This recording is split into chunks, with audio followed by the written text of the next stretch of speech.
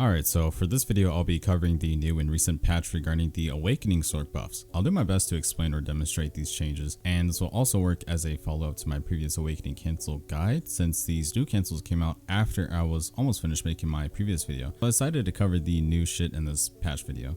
So yeah, let's get started. First changes are going to be in regards to the increased PvE damage. So Turnback /3 before had 789% with 2 hits into 3 hits, but now it's 1065% with 2 hits into now 5 hits. So that's a 276% difference, as well as they increased the number of hits from 3 into 5 for the last hit. Next is Soul Harvest. Hit damage went from 402% with 2 hits into 1008% with 2 hits, and additional hit damage 720% with 3 hits into 1008% with 5 hits. Next is the Blades of Darkness 3. Hit damage with 360% with 6 hits into the same 360% with 6 hits, so no changes there. Then the Blades of Darkness hit damage 468% with 1 hit into now 936% with 1 hit. So just a bit of hit damage increase from Blades, and that's it. Then Absolute Calamity with hit damage 1074%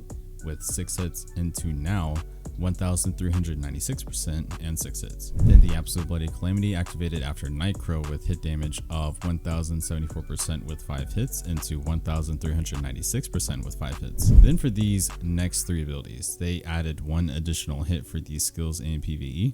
First and second hit for the Dead Hunt 4 skill by 1 additional hit, regular and charged hit for Grim Reaper Judgment 4 skill by 1 additional hit, and Absolute Shadow Eruption skill by 1 additional hit. Then they added a text right after saying, given the increase in the number of hits in PvE, added text in the skill description of the skill having fewer numbers of hits in PvP. So essentially, these changes are strictly for PvE only. The number of hits will not apply or have less hits for PvP.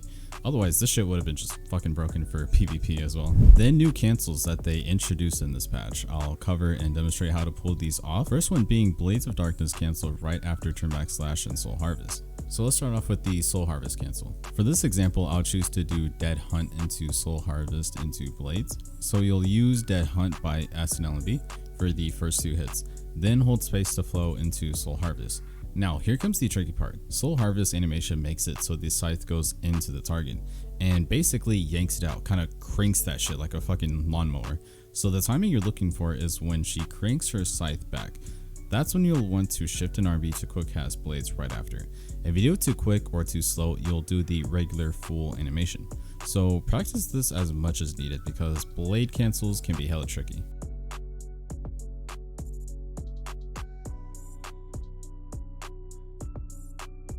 Then you can use Blades of Darkness after Turnback / as well. This one is fairly easier and more fluid than Soul Harvest. After activating Turnback / S and RB, you can use any Turnback / cancel I showed in my previous video, and right after, just hold Shift and RB to quick cast Blades. So this one's easy. Literally, anytime you use Turnback / regardless of the cancel or full animation, just hold Shift and RB and you'll be able to activate Blades.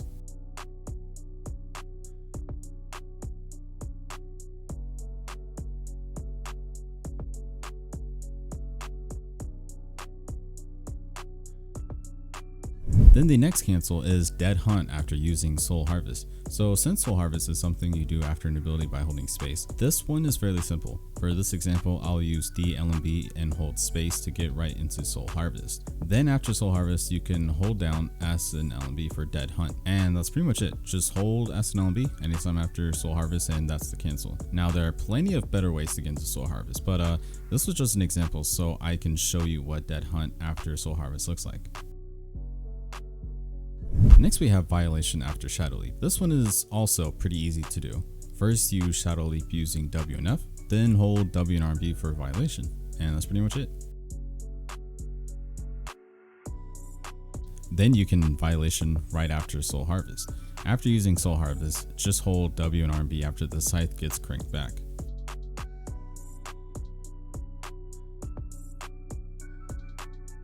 Then lastly, you can now Violation right after scythe training A and L and B or D and L and B.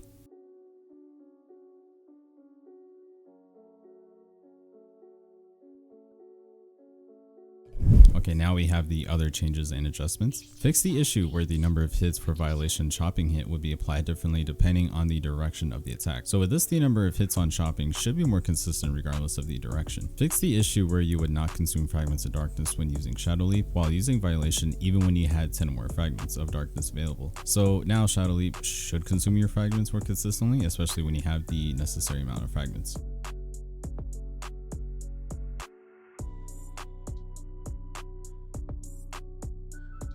Increase the attack range for Karshin's Nightmare, and the hits will now be more concentrated within each area it strikes. So that's super explanatory and also a good touch. Whether people use Karshin's Nightmare or not, it's still a very good touch and makes the ability more sharp and crisp. Increase the casting speed for Karshin's Nightmare, self-explanatory as well. The ability now shoots out faster than it did before. However, I don't think we know just how much faster it actually is. It does feel a bit faster than normal for sure though. Decrease the cooldown for Karshin's Nightmare 4 from 45 seconds to 25 seconds. This is great since now people will lean towards using this ability more in 1v1 or perhaps group fights. The shorter the CD, the more you can use this ability.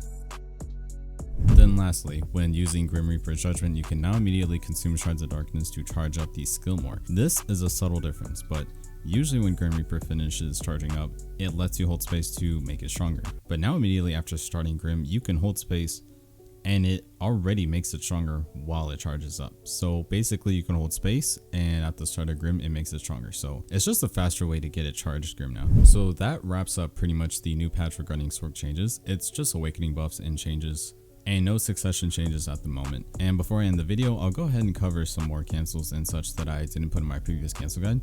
Thank you for those actually in the comments who pointed them out. Appreciate the insight. And any other stuff I haven't covered in detail will most likely be done in my future videos regarding movement and combo guides, so stay tuned for those. So first one is Dark Flame into Rushing Crow. All you have to do is go into Dark Flame with S, LMB, RMB, then immediately hold W and RMB to cast Rushing Crow. Then we have the transition effect of Absolute Darkness on your hotbar. Using this ability while on Awakening can take you straight into Pre-Awakening if it's in your hotbar. It's an easy transition and can help flow for combo pieces. Another thing to note is if you iframe an Awakening, you can actually use Absolute Darkness on your hotbar and it will take you into Pre-Awakening, allowing you to iframe furthermore. However, this takes you permanently into Pre-Awakening as opposed to what Dark Trait and Sinister Omen keeps you in Awakening.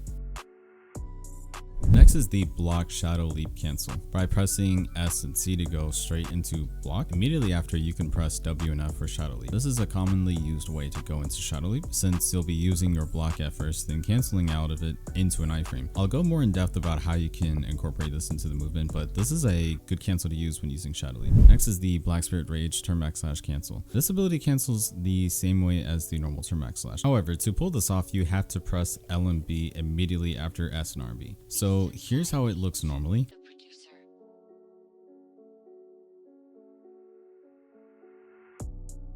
And here's how it looks when you iframe cancel.